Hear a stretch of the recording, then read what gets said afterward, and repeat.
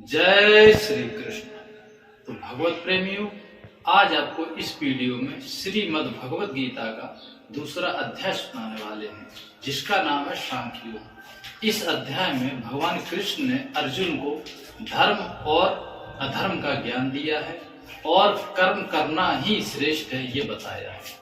तो आपसे निवेदन है कि वीडियो को पूरा देखें, लाइक करें, शेयर करें और हमारे YouTube चैनल को सब्सक्राइब जरूर कर लें, घंटी वाले बटन को ऑल कर लें, ताकि हम जो भी आगे श्रीमद् भगवत गीता जी का अध्याय के वीडियो अपलोड करें आप तक पहुंचे। तो भगवत प्रेमियों, मैं आपको आगे श्रीमद् भगवत गीता जी का ज्ञान सुनाता हूँ। जय श्री कृष्ण।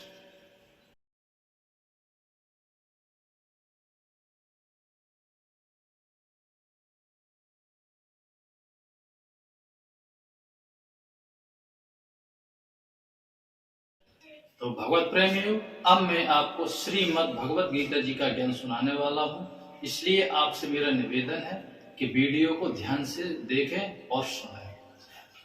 दूसरा अध्याय। संजय बोले कि हे पूर्वोक्त प्रकार से करुणा करके व्याप्त और आंसुओं से पूर्ण तथा व्याकुल नेत्र वाले शोक युक्त उस अर्जुन के प्रति भगवान मधुसूदन ने ये वचन कहे। भगवान कृष्ण ने अर्जुन को समझाया। क्या समझाया आप देखें।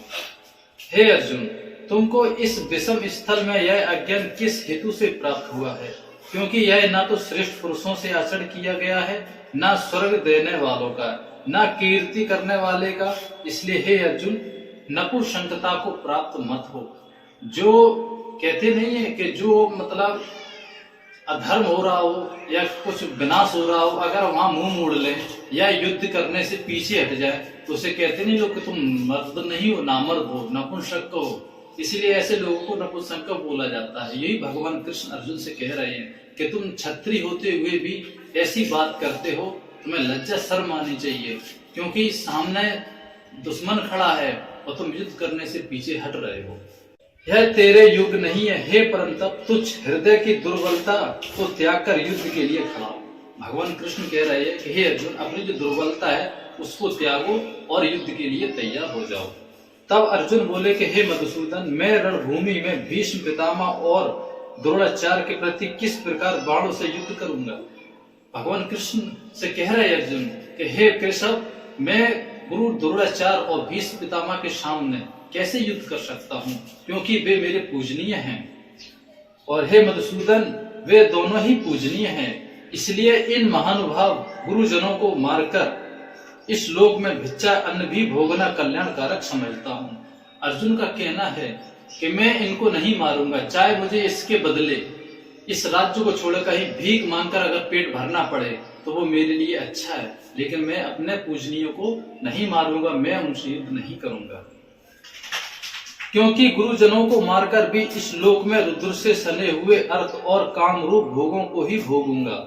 और हम लोग यह भी नहीं जानते कि हमारे लिए क्या करना श्रेष्ठ है, अथवा ये भी नहीं जानते कि हम जीतेंगे या वो हमको जीतेंगे। जिनको मारकर हम जीना भी नहीं चाहते, वे धृतराष्ट्र पुत्र हमारे सामने खड़े हैं। इसलिए कायरता रूप द्वेष करके उपहत हुए स्वभाव वाला और धर्म के विषय में मोहित चित्त हुआ मैं आपसे पूछता हूँ, जो निश्चय किया हुआ कल्याणकारक साधन हो वह मेरे लिए कहिए। अर्जुन कहते हैं कि हे भगवान, मैं ऐसे धर्म और अधर्म की दुविधा में फंसा हूँ, और जो मेरे लिए कल्याणकारक हो आप वो मुझे सलाह दें, मुझे मेरा मार्गदर्शन कराएं। तो भगवान कृष्ण ने अर्जुन को समझाते हुए क्या कहा, जरा ध्यान से कहा है, वह मेरे लिए कहिए, क्योंकि मैं आपका शिष्य हूँ, इसलिए आपके शरण हूँ। मेरे को शिक्षा दीजिए, क्योंकि भूमि में निष्कंटक धन मात्र संपत्ति राज्य और देवताओं स्वामीपन को प्राप्त होकर भी मैं उस उपाय को नहीं देखता हूँ कि मेरी इंद्रियां सुखाने वाला शोक को दूर कर सके। संजय बोले, हे राजन, निद्रा को जीतने वाले अर्जुन अंतर्यामी श्री कृष्ण महाराज के प्रति इस प्रकार कहकर फिर भगवान श्री गोविंद भगवान से युद्ध नहीं करूंगा ऐसे स्पष्ट कहकर चुप हो गए। उसके उपरांत भरतवंशी धृतराष्ट्र अंतर्यामी श्री कृष्ण महाराज ने दोनों सेनाओं के बीच में उस शोक युक्त अर्जुन को हंसते हुए से वचन कहे, हे अर्जुन, तू ना शोक करने योग के लिए शोक करता है और पंडितों से वचनों को कहता है, परंतु पंडित जन जिनके प्राण चले गए उनके लिए और जिनके प्राण नहीं गए हैं उनके लिए भी शोक नहीं करते हैं, क्योंकि आत्मा नित्य है, इसलिए शोक करना अयुक्त है। वास्तव में ना तो ऐसा ही है, किसी काल में नहीं था, अथवा तू नहीं था, अथवा ये राजा लोग नहीं थे, और ना ऐसा ही है कि इससे आगे हम सब नहीं रहेंगे। किंतु जैसे जीवात्मा इस देह में कुमार, युवा और वृद्धावस्था होती है, वैसे ही अन्य शरीर की प्राप्ति होती है। उस विषय में धीर पुरुष मोहित नहीं होता, अर्थात जैसे कुमार, युवा और जरावस्था रूप स्थूल शरीर का विकार अज्ञान से आत्मा में भासता है, वैसे ही एक शरीर से दूसरे शरीर को प्राप्त होने रूप सूक्ष्म शरीर का विकार भी अज्ञान से ही आत्मा में भासता है। इसलिए तत्व को जानने वाला धीर पुरुष इस विषय में मोहित नहीं होता है। भगवान कृष्ण का कहना है कि हे अर्जुन, ये शरीर जिसके लिए शोक करता है, ये शरीर शोक करने योग्य नहीं है। जैसे कुमार युवावस्था होती, वृद्धावस्था होती, ठीक इसी प्रकार ये शरीर भी बदलता है। हमें शोक नहीं करना चाहिए। और भगवान कृष्ण कहते हैं, इसलिए हे भरतवंशी अर्जुन, उनको तू सहन कर, क्योंकि हे पुरुष श्रेष्ठ, दुख सुख को समान समझने वाला जिस धीर पुरुष ये इंद्रियों के विषय व्याकुल नहीं कर सकते, वह मोक्ष के लिए योग्य होता है। और हे अर्जुन, असत वस्तु का तो अस्तित्व नहीं है और सत्य का अभाव नहीं है। इस प्रकार इन दोनों का ही तत्वज्ञानी पुरुषों द्वारा देखा गया है। इस न्याय के अनुसार नाश रहित को तो उसको जान की जिससे यह संपूर्ण जगत व्याप्त है। इस अविनाशी का विनाश करने का कोई भी समर्थ नहीं है, और इस नाश रहित अप्रमेय नित्य स्वरूप जीवात्मा ये शरीर नश्वर है कहे गए। इसलिए भरतवंशी अर्जुन, तू युद्ध कर। भगवान कृष्ण कह रहे हैं कि आत्मा का कभी नाश नहीं होता है, आत्मा अवर अविनाशी है, और ये शरीर है, ये नश्वर है, इसका तो नाश होना ही है। युद्ध कर या न कर, इसका तो नाश होना ही है।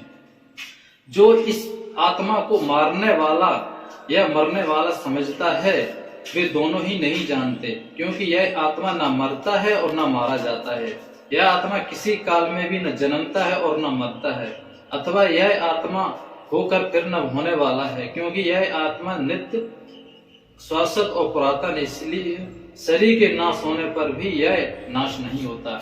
इसलिए भगवान श्री कृष्ण कह रहा है अर्जुन से कि हे अर्जुन, ये शरीर का नाश होता है, आत्मा का नाश नहीं होता है, क्योंकि आत्मा न कभी जन्मती है न कभी मरती है, और न ही आत्मा को कोई नाश कर सकता है।